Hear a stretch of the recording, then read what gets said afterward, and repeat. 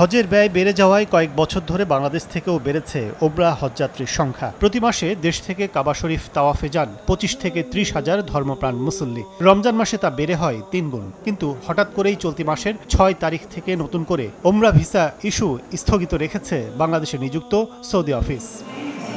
কি কারণে এমন সিদ্ধান্ত তা জানে না কোনো হজ এজেন্সি, কিন্তু বিপাকে পড়েছেন অধীর আগ্রহে বসে থাকা কাবার পথযাত্রীরা। আর বুকিং দেয়া বিমানের টিকিটে ক্ষতিগ্রস্ত হওয়ার পথে এজেন্সিগুলো। এখন পর্যন্ত ভিসা ইস্যু হচ্ছে না। আমাদের প্রচুর পরিমাণে ভিসা সাবমিট করা, বিভিন্ন এজেন্সির সর্বশেষ যে তথ্য, তাদের প্রায় 10,000 ভিসা এখন পর্যন্ত পেন্ডিং। তো এই ভিসাগুলো কে অ্যাপ্রুভ হবে বা হবে না, আসলে কি হচ্ছে, এই বিষয়গুলো কেউই ক্লিয়ার করছে না।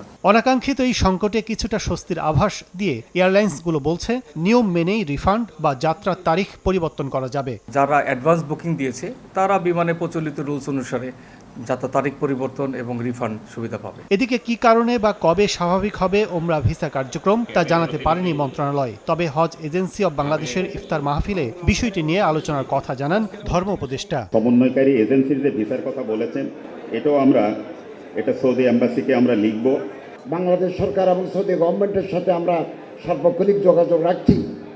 আপনার সাথে বসে এগুলো সমাধান করার আন্তরিকভাবে আমরা চেষ্টা চালাবো। আসন্ন পবিত্র হজে 15 বছরের নিচে কোনো যাত্রী হজে যেতে পারবেন না। নতুন করে সৌদি সরকারের এমন সিদ্ধান্তের কথাও জানায় ধর্ম বিষয়ক মন্ত্রণালয়।